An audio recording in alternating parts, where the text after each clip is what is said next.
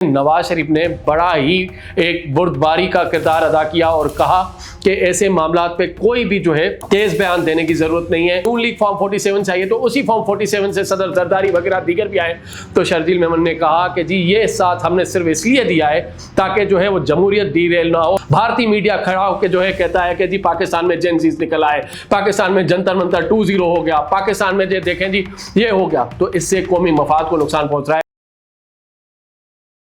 जी अस्सलाम वालेकुम। और जैसे कि हमने आपको बताया था कि 30 जुलाई जो गुज़िश्ता जो रात थी, 30 जुलाई का दिन था, मोहसिन नकवी साहब के बयान के बाद जो सिस्टम कोलैप्स हो गया है और नए सूबों नए यूनिट्स की ज़रूरत है, उसके बाद जो है पाकिस्तान की सियासत में ना एक तूफ़ान बर्पा हो गया और ये तूफ़ान बर्पा हुआ है और हर तरीके से जो है उसकी एप्रिसिएशन भी आ रही है और उसकी क्रिटिसिज्म भी आ रही है। यानी कि कुछ लोग जो है उसको वेलकम कह रहे हैं और कुछ लोग जो है उसकी मुखालफत कह रहे हैं और कह रहे हैं कि ये मोहसिन नकवी का जो है वो ज़ाती बयान था। और इस पे जो है आपने देखा होगा कि नवाज शरीफ साहब के जो करीबी साथी हैं, जो करीबी मिनिस्टर्स हैं, डिफेंस मिनिस्टर ख्वाजा आसिफ साहब और राना सनाल्लाह साहब, वो दोनों जो है वो मोहसिन नकवी पे जो है खुल के बोले हैं और पूरा क्रिटिसाइज किया है और मोहसिन नकवी साहब को जो है आड़े हाथों ले लिया है। तो ये बात हो गई। उसके बाद आपने देखा होगा कि नवाज शरीफ ने रायविंड में एक अहम इजलास बुलाया और अहम इजलास में प्राइम मिनिस्टर ऑफ पाकिस्तान को भी बुलवा लिया, डिप्टी प्राइम मिनिस्टर को भी बुलवा लिया, मरियम नवाज शरीफ को भी बुलवा लिया कि वो तीनों जो एक प्राइम मिनिस्टर है, एक डिप्टी प्राइम मिनिस्टर है, एक चीफ मिनिस्टर पंजाब है, क्योंकि वो PMLN के पार्टी ओहदेदारान भी है। तो नवाज शरीफ ने बुला के उनको बड़ा ही एक जो है पूरा मामले पे गौर विचार किया और वहीं पे बैठ के बहुत सारी बातें हुई, जिसमें बहुत सारी बातें मिस रिपोर्ट भी हुई, लेकिन अभी तक ऑथेंटिक ऑफिशियल जो है वर्ड्स वो पाकिस्तान मुस्लिम लीग नून की तरफ से रिलीज नहीं किए गए। लेकिन जो हमारे पास इत्तला आ रही है उसमें नवाज शरीफ ने बड़ा ही एक बुर्दबारी का किरदार अदा किया और कहा कि ऐसे मामलात पे कोई भी जो है तेज बयान देने की जरूरत नहीं है, ना मुखालफत करने की जरूरत है। इस वक्त पाकिस्तान को हम आहंगी की जरूरत है, ठहराव की जरूरत है। और जो जिस तरीके से कश्मीर के इलेक्शंस हो रहे थे उसमें भी उन्होंने कहा कि आप फोकस रखें और तमाम तर चीजों को देखें और मुफाहमत के साथ और जो है एक जो है हम आहंगी हारमनी के साथ जो है मामलात को आगे बढ़ाया जाए, कोई टकराव ना किया जाए, कोई इस तरीके के बयानबाजी को जो है इनकरेज नहीं किया जाए। तो एक तरफ से हम देख रहे थे कि मुस्लिम लीग नून के जो लोग हैं उन्होंने बड़ी तेजी से जो है वो मोहसिन नकवी पे ताबड़तोड़ हमले किए। तो वहीं पे ही नवाज शरीफ की तरफ से जो जराये से खबर आ रही है कि नवाज शरीफ ने कहा है सब्र करें, इत्मीनान रखें और आराम से उस चीज़ को ज़रा ऑब्जर्व करें कि हम इन मामलात को देखते हैं। तो वहीं पे ही कश्मीर के इलेक्शन हो गए अल्हम्दुलिल्लाह। जो भारतीय प्रोपेगेंडा था, जो है मोदी का नेक्सस था, जो राह का जो प्लान था कि कश्मीर में इलेक्शंस नहीं होने देने आज़ाद जम्मू एंड कश्मीर में, वो इलेक्शंस हो गए और उन इलेक्शंस पे जो है वो खैर से हो गए और जमहूरियत की फतेह हुई। अब उन इलेक्शंस में कौन जीता है कौन हारा है ये अलग बात है, लेकिन कश्मीर की बुनियाद जो है कश्मीरियों की फतेह हुई, क्योंकि कश्मीरियों के 2 फेज कामयाबी से मुकम्मल हुए हैं। इलेक्शंस के नतीजे आना शुरू हो गए। नून लीग ने सादा अक्सरियत का जो है वो दावा भी किया है। लेकिन वहीं पर ही बता दूं कि कश्मीर इलेक्शंस पे जो महाज खुला है शर्जील मेमन का और अपना अजमा बुखारी का, सीधा कह दे कि पाकिस्तान पीपल्स पार्टी का एंड पाकिस्तान मुस्लिम लीग का, बल्कि यह कह दे कि पीपल्स पार्टी सिंध का एंड मुस्लिम लीग नून पंजाब का, वो एक दूसरे के आमने सामने आए। इश्यूज बहुत सिंपल है। नंबर 1, एक कश्मीर का इलेक्शन था जिसमें पीपल्स पार्टी को शिकस्त हुई है, नून लीग को जो है वो कामयाबी मिली है। वहीं पे ही आप देख रहे होंगे जब सूबों की बात हुई तो सूबों की सबसे ज्यादा मुखालफत जो है वो पाकिस्तान पीपल्स पार्टी कर रही है। सबसे ज्यादा जो शदीद रद्द-ए-अमल आया है वो मुराद अली शाह से आया है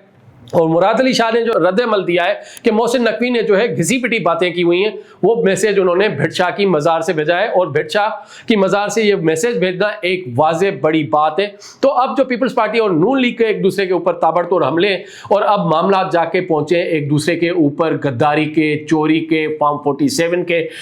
मैंडेट चोरी के, इलेक्शन चोरी के। एंड शर्जील मेमन ने तो यहाँ तक कह दिया है कि उल्टी गिनती शुरू हो चुकी है, नून लीग की जो है हुकूमत अब नहीं चलेगी, यानी कि शहबाज शरीफ की हुकूमत नहीं चलेगी। एंड पंजाब में भी जो है नून लीग की जिस तरीके से हुकूमत की है, क्या उन्होंने सीटें जीती थी, वो तो बिल्कुल डायरेक्ट हमले कर रहे हैं, यानी कि इल्जाम भी नहीं, डायरेक्ट कह रहे हैं। और एक सिटिंग सीनियर मिनिस्टर है सिंध के, इत्तेहादी जो है पीपल्स पार्टी के, जब आज की प्रेस कॉन्फ्रेंस में उनसे पूछा गया कि आप कहते हैं कि जी नून लीग फॉर्म 47 चाहिए, तो उसी फॉर्म 47 से सदर जरदारी वगैरह दीगर भी आए, तो शर्जील मेमन ने कहा कि जी ये साथ हमने सिर्फ इसलिए दिया है ताकि जो है वो जमहूरियत डीरेल ना हो, और जमहूरियत और पार्लियामेंट्री सिस्टम को बचाने के लिए जो है हमने नून लीग को सहारा दिया है। और नून लीग ने तो हमें यह भी कहा था कि 2.5 साल आप कर लें, 2.5 साल हम कर लें, लेकिन हमने वो 2.5 साल वाला फार्मूला भी नहीं माना। वहीं पे जो पंजाब की इंफॉर्मेशन मिनिस्टर है असमा बुखारी, उन्होंने भी शर्जील मेमन को भरपूर जवाब दिया है और उन्होंने हर चीज गिनवा दी है, हर तरीके के जो है कच्चा चिट्ठा खोल के एक चार्जशीट कर दी है, जो एक लग रहा है कि अब सियासी माहौल जो है, पहले तो सिर्फ एक पीटीआई जो है दंगे फसाद करती थी और रोडों पे एहतजाज करती थी, लेकिन अब लगता है कि पीपल्स पार्टी और नून लीग भी एक दूसरे के साथ आमने सामने है। लेकिन अब जो सीनियर लीडरशिप है लाइक नवाज शरीफ या आसिफ अली जरदारी साहब पे पूरा डिपेंड करता है कि वो इसको किस तरीके से ड्राइव करते हैं एंड अपने पार्टी के वर्करों और लीडरों को किस तरीके से खामोशी से बिठाते हैं और ये सिस्टम को चलाने के लिए वो मजीद क्या लाएअमल तय करते हैं, क्योंकि पाकिस्तान की बका ऐसी में है कि जमहूरियत चलती रहे, जमहूरी निज़ाम को नुकसान ना पहुंचे। हाँ, अगर यूनिट्स बनने हैं या अगर किसी को एम्पावरमेंट करनी है, चीज़ें करनी है, तो वो पॉलिटिकल कंसेंसस होने चाहिए, ना कि बयानबाजी से। वहीं पर हम आ जाते हैं कि एक आपने देखा होगा कि दंगा फसाद जो है वो कश्मीर में चल रहे हैं, जो अकलदम अवामी एक्शन कमेटी ने पिछले 60 दिनों से देखे रखे हुए हैं और पूरे आज़ाद जम्मू एंड कश्मीर को जो है मकबूजा बनाया हुआ है। तो बुरे तरीके से कश्मीर के जो है कारोबार को, टूरिज्म को नुकसान पहुंचाया हुआ है, तो उसको जो है अब टैकल करने के लिए जो है मजीद जो है स्ट्रेटजीज भी बन रही हैं, उनको बार बार ऑफर्स भी की जा रही हैं, लेकिन वो बाज नहीं आ रहे, ना तो वो मामला को ठीक करें, बल्कि अब अकलदम अवामी एक्शन कमेटी के जो जत्थे हैं वो जत्थे इस्लामाबाद में, रावलपिंडी में, लाहौर में एंड कराची में जो है आए दिन मुजाहरे कर रहे हैं और खुद को जेनजीज कहलाते हैं। और ये जेनजीज के नाम से, प्रोटेस्ट के नाम से जो है ये जत्थागिरी है, और ये जत्थागिरी कोई आज की पहली नहीं है। इससे पहले आपने देखा होगा कि मजहबी जमातें ये जत्थागिरी करती थी। इससे पहले आपने देखा होगा जब एमकेएम लंदन हुआ करती थी तो कराची में वो जत्थे करती थी। इससे पहले आपने देखा होगा कि कौम परस्त थे, बलोच कौम परस्त, मारंग लांगो वगैरह, वो जत्थागिरी करते थे। तो ये जत्थागिरी का कल्चर जो है खत्म होना चाहिए। एक आजादाना जो है तरीके से जो है एहतजाज किया जाए, एहतजाज को रिकॉर्ड कराया जाए, उसके लिए एक पर्टिकुलर प्रेस क्लब्स मौजूद है, उसके लिए जो है पर्टिकुलर जगह मौजूद है, पर्टिकुलर फोरम्स मौजूद है, पार्लियामेंट में जो है अपोजिशन की सीटें मौजूद है, वहां जाएं, वहां प्रोटेस्ट करवाएं। आया कि इस जत्थागिरी के नाम पे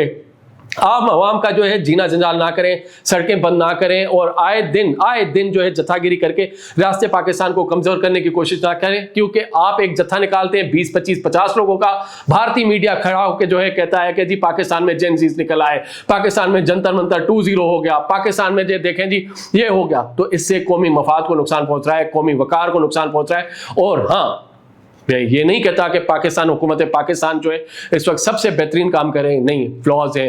एहतजाज होगा, महंगी बिजली है, महंगा पेट्रोल है, महंगाई है, इसके लिए एहतजाज होगा, लेकिन एहतजाज के लिए ज़रूरी नहीं है कि जत्थागिरी की जाए और वो जत्थागिरी जो है कौमी मफाद को, कौमी इंटरेस्ट को जो है नुकसान पहुंचाए। इसको किसी भी सूरत में इनकरेज नहीं होने दिया जाए और एहतजाज रिकॉर्ड कराने के कोई और तरीके भी होते हैं, उनको अपनाया जाए। और पार्लियामानी सियासत में अपने अपोजिशन लीडरों को चाहिए कि वो करें, क्योंकि जत्थागिरी का कल्चर तो शुरू में से ही मैंने आपको बताया,